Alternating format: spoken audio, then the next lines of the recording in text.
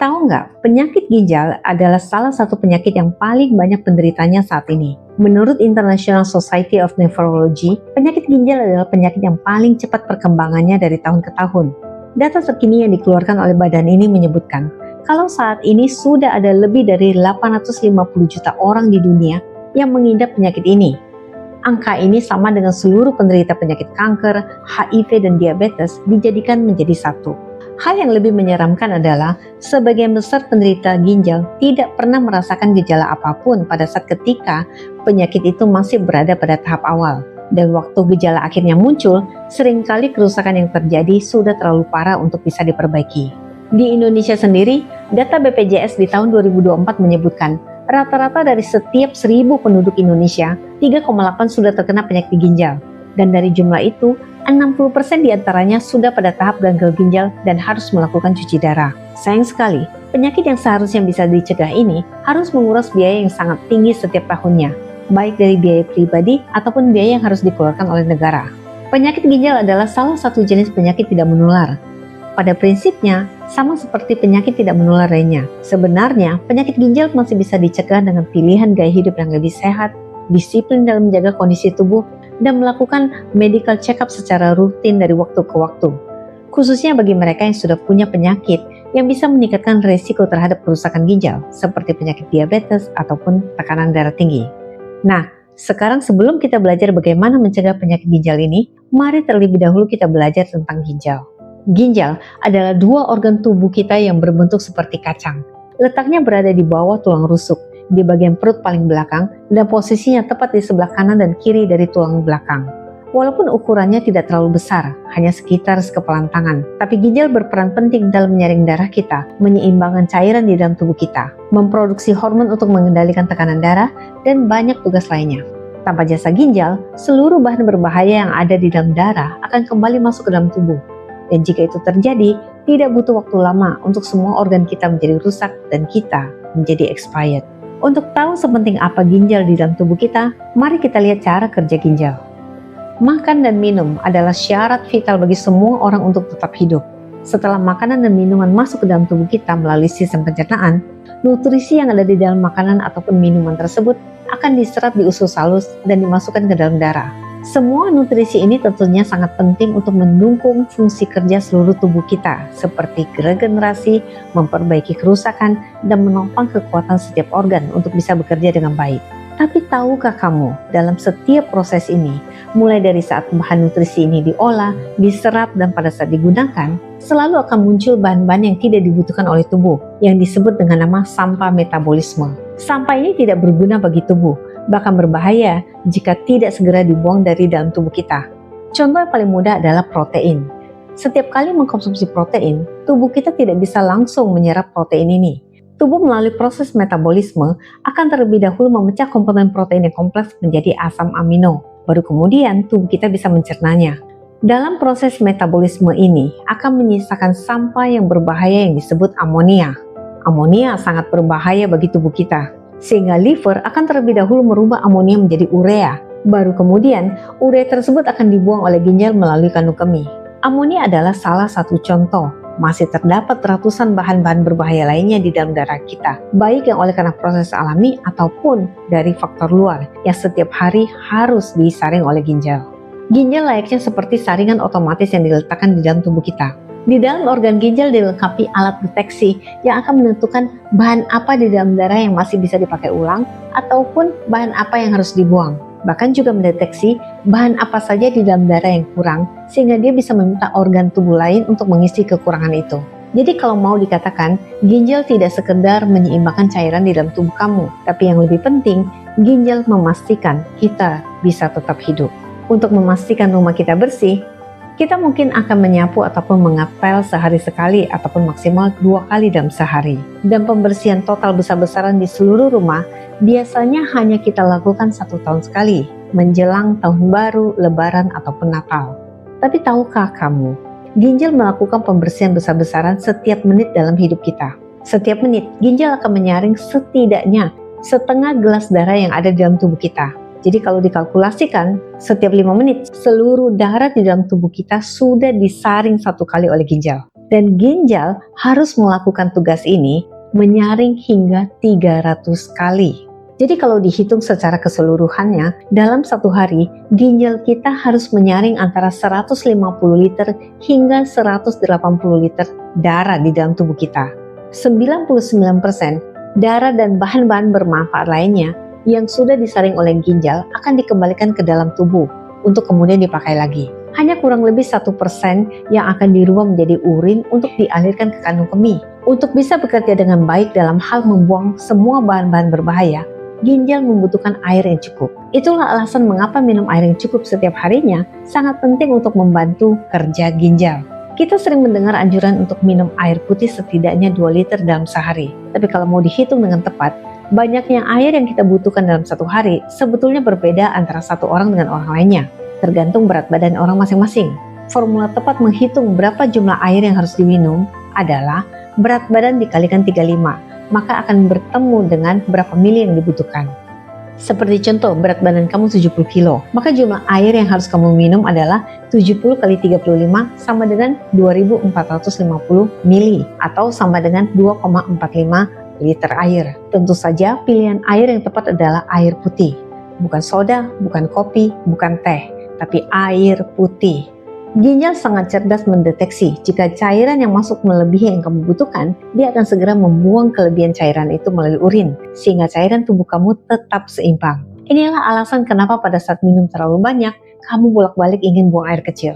Sekarang mari kita lihat ginjal lebih dalam. Dalam setiap ginjal, terdapat jaringan berupa unit saringan kompleks yang disebut nefron. Masing-masing ginjal berisi setidaknya 1 juta unit nefron di dalamnya. Setiap satu unit nefron terdapat 2 peralatan penting, yaitu glomerulus dan tubul.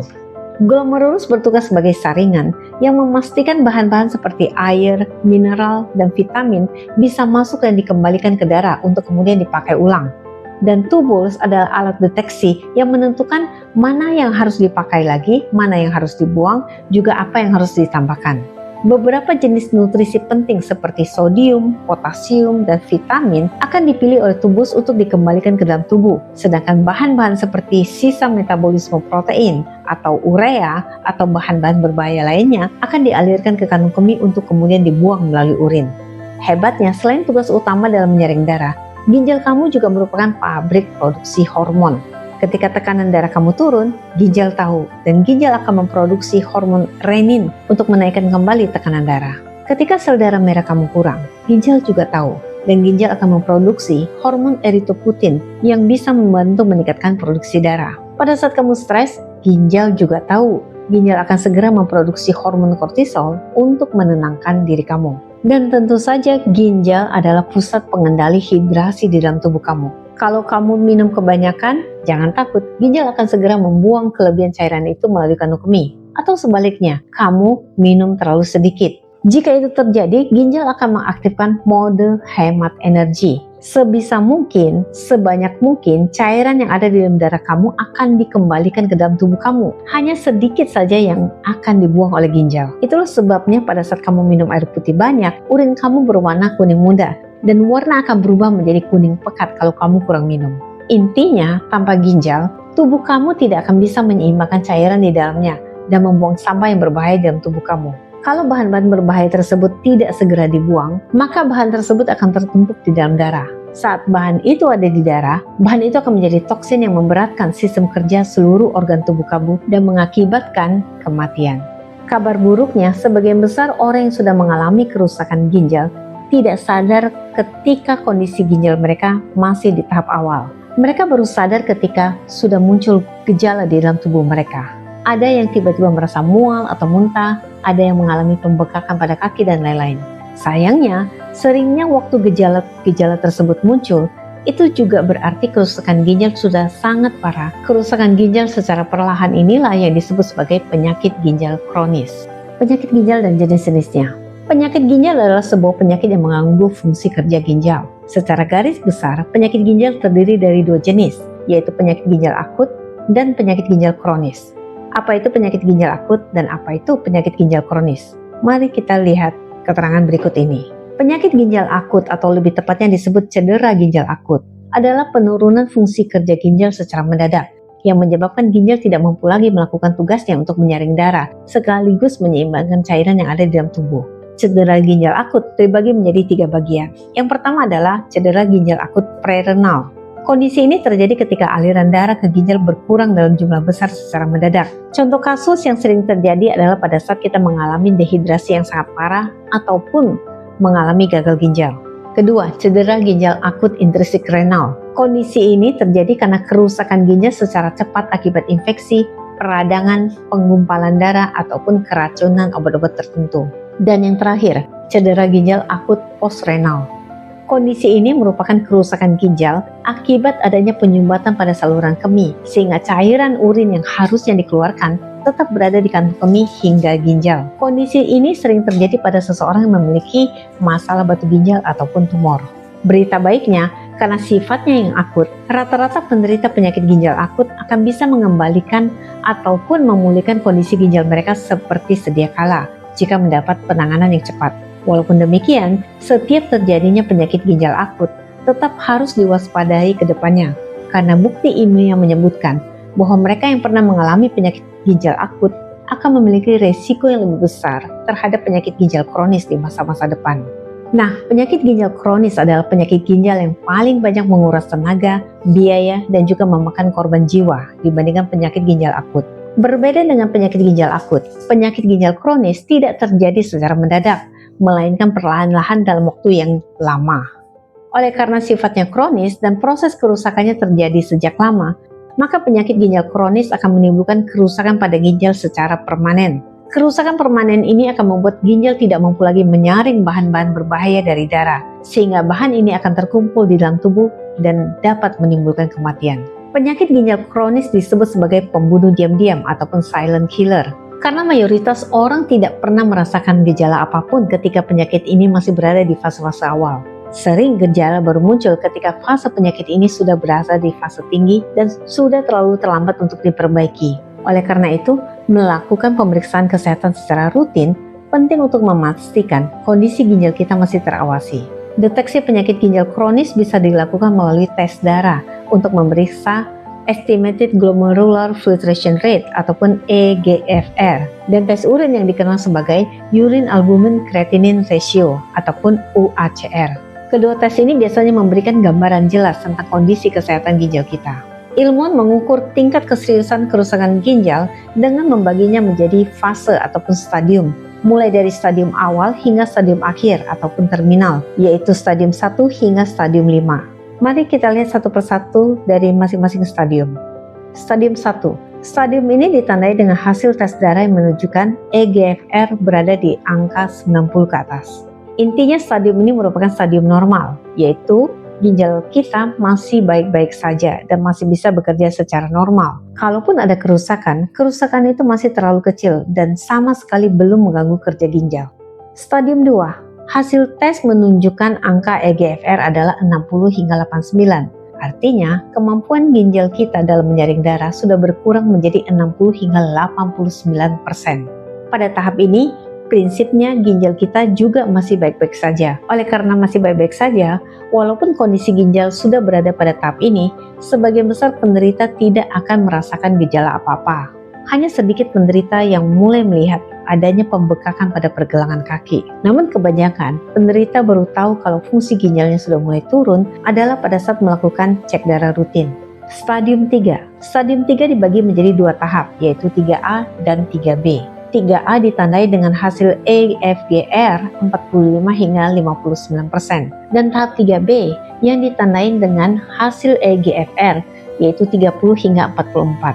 Artinya, kemampuan ginjal kamu dalam menyaring darah hanya tinggal 30 hingga 44% saja jika kamu masuk kepada stadium 3B. Stadium ini adalah stadium pertengahan. Fungsi saringan ginjal kamu hanya tinggal 30%-an. Biasanya dari sini, kecepatan kerusakan ginjal akan sangat cepat. Banyak bahan-bahan berbahaya tidak lagi mampu dibuang secara komplit di urin, sehingga kembali masuk ke dalam tubuh kamu. Gejala baru akan muncul di stadium ini, seperti mudah lelah, pembekakan di sekitar pergelangan kaki, ataupun pembekakan pada mata, sering mengalami kram otot, gangguan tidur, dan kadang disertai kehilangan nafsu makan. Untuk mereka yang sudah terdeteksi pada stadium ini, mereka wajib melakukan perubahan pola hidup secara besar-besaran. Seperti contoh, ketika mereka merokok, maka sudah waktunya mereka berhenti merokok.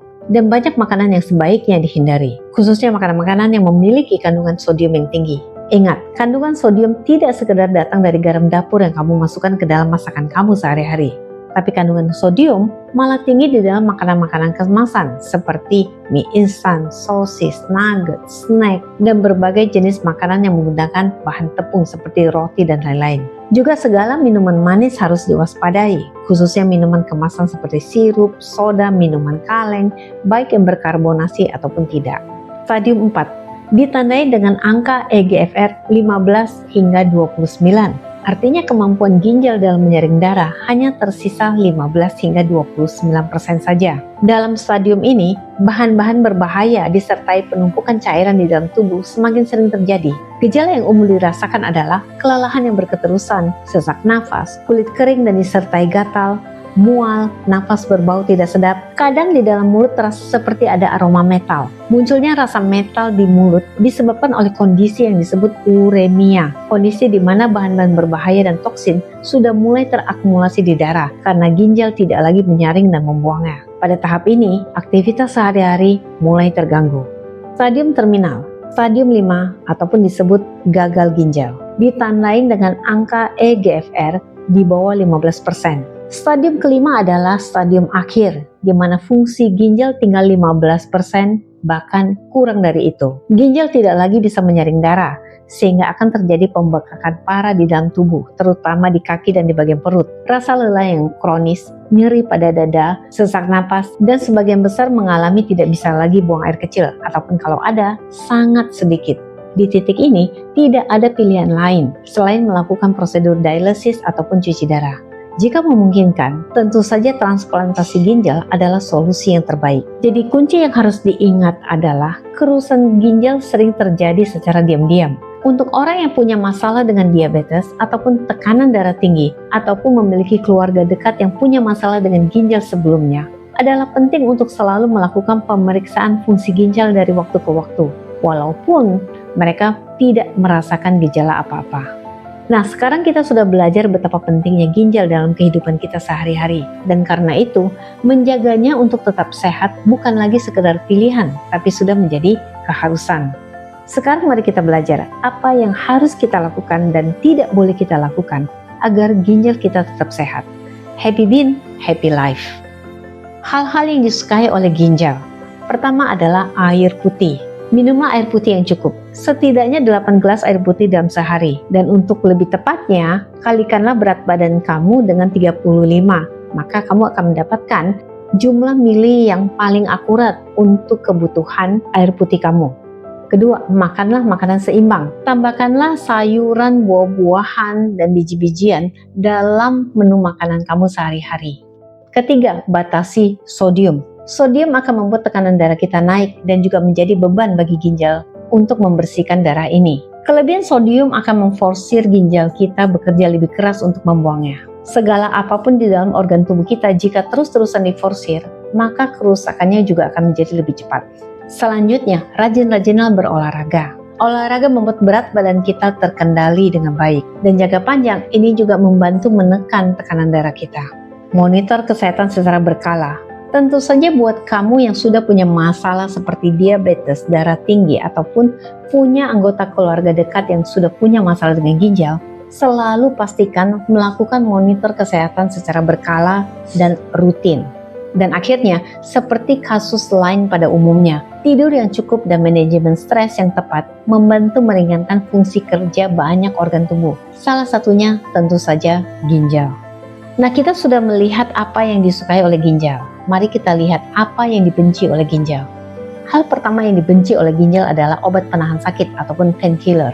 Minum obat penahan sakit seperti ibuprofen ataupun aspirin terus-terusan dalam jangka waktu yang panjang bukanlah solusi yang bijak, karena efek jangka panjang dari obat ini adalah merusak ginjal.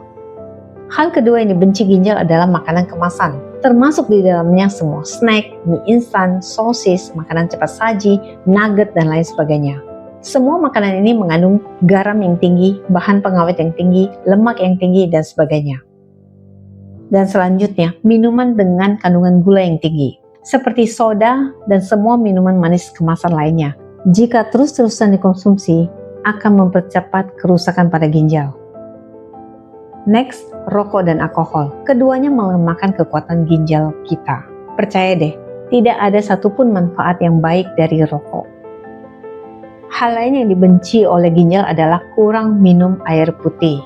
Ingat, ginjal selalu membutuhkan banyak air untuk membuang banyak bahan-bahan yang berbahaya. Tanpa bantuan air putih ini, banyak bahan-bahan akan terus berada di dalam ginjal dan akan mempercepat proses kerusakan pada ginjal.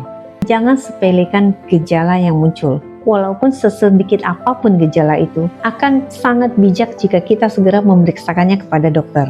Mungkin yang muncul hanyalah gejala ringan, seperti contoh ritme buang air kecil kamu yang berubah, ataupun ada sedikit pembengkakan pada bagian kaki.